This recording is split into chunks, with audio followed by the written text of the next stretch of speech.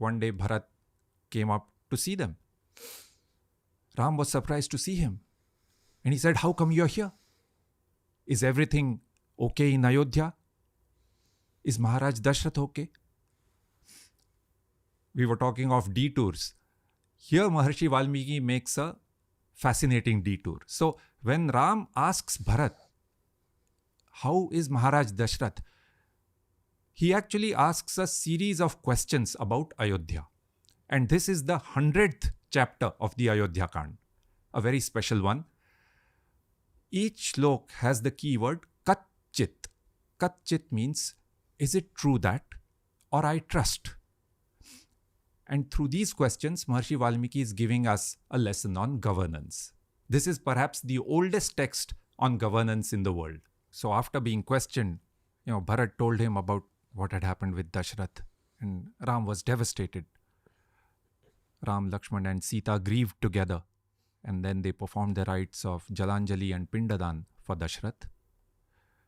And then, by that time, the others had also reached. See, Bharat had come up earlier to the cottage, and now Kausalya, Sumitra, Kaikeyi, Guru Vasishtha, some prominent citizens, everyone came up to the cottage. And then they sat down for the purpose for which they had come, which was to try and convince Ram to come back. And what happened next is perhaps a unique event in history. It was a debate. It was a debate between two princes, Ram and Bharat, where both are arguing that the other is the rightful successor. See, in history, we have many instances of princes arguing, sometimes even with their weapons, that who should be the king. Both, each one wants to be the king, and they argue or decide it with or without weapons. But here both are arguing that the other is the rightful successor. This was the debate. So they sat down, and Bharat made his... right away he said, first of all, that I had nothing to do with Kaikeyi's demands. I condemn them. And Shri Ram said, I never doubted that. Then Bharat makes his argument. He says, this kingdom was given to me because of my mother's demands. I am now giving it to you without any encumbrance. It is yours. You were asking me about Bharat. This brings out his character, right? He says, I give it to you. And he says, I am as capable of walking in your shoes as a donkey is capable of walking like a horse. Gating khara ivashwasya. In other words, he was saying, no one can take care of this empire like you. Please come back. The people that had gathered there said, Sadhu, sadhu. Yes, yes, bravo. They were all in support of Bharat. Shri Ram made the simple argument. He said, our father, the great king Dashrath, has asked us both to do certain things. I'll be in the forest and do what I have been told to do. You go back to Ayodhya and what you have been told to do. Shri Ram is saying this as though there's no difference between the two. But Bharat said, what he has asked is not as per dharma. It is not right and therefore should not be followed. But Shri Ram made the same argument that he had made last time. He said, he told Bharat that it is not that Dashrath wanted him to go into exile. See, he had told him, arrest me and take over the empire. But he was bound by his promises.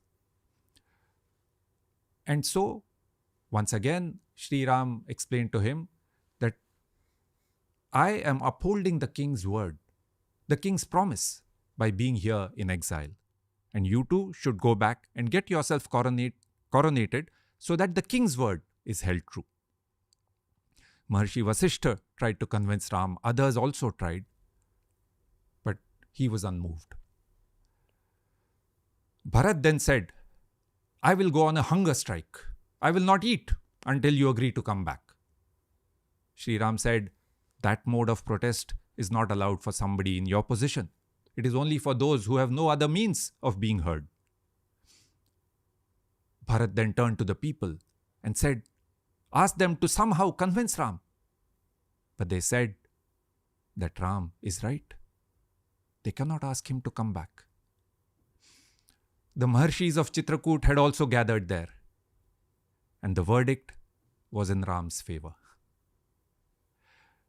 At the end of the debate, Maharshi Valmiki says, Ramah hladitah trastagatrastu bharatah. Ram was happy and Bharat was trembling. Just think about it. In this debate, the winner gets 14 years in exile and the loser gets the empire and is left trembling. These were the Ikshwakus. They have been in power for 34 generations.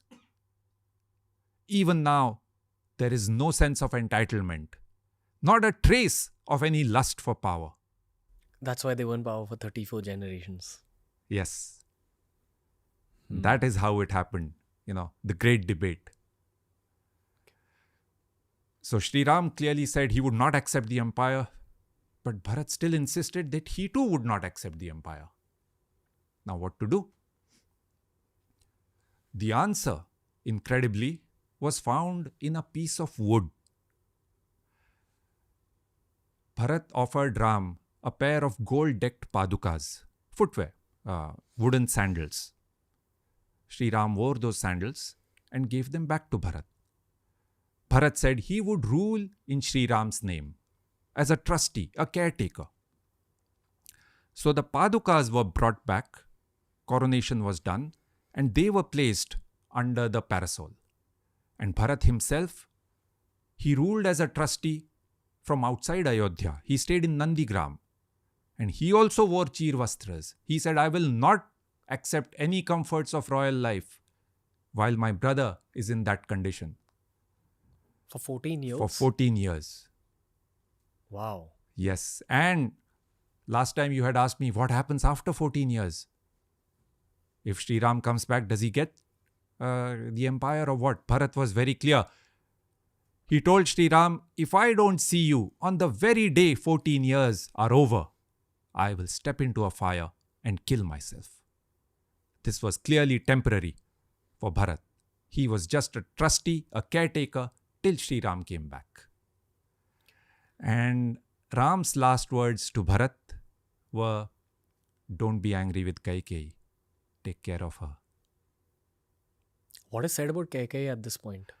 Interestingly, she came to Chitrakut. So she was there. But Maharshi Valmiki does not describe anything else about her. She's just a spectator. Where things have clearly not turned out as she had planned. But now she's left with nothing, not even a role. Because Bharat clearly refuses to take over the empire. Is she mentioned later on in the story? Few times only, when Shri Ram, Lakshman and Sita are talking about what must be going on back in Ayodhya.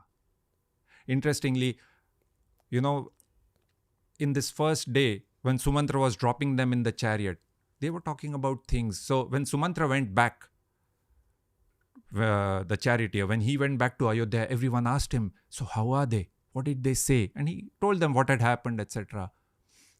Someone also asked him, did Sita say anything about Kaikeyi? And Sumantra said, I don't remember exactly. And then he changed the topic. Yeah. So she just becomes a lost figure? Yes.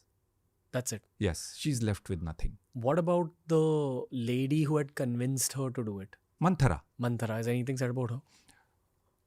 A little bit. So, when Bharat and Shatrughna first came back, they describe that Manthara thought, she was strutting around the palace victoriously, and Shatrughna told Bharat, Shatrughna and Bharat are like Lakshman and Ram. So Shatrughna is a bit, he was angry and he said, I want to kill Manthara.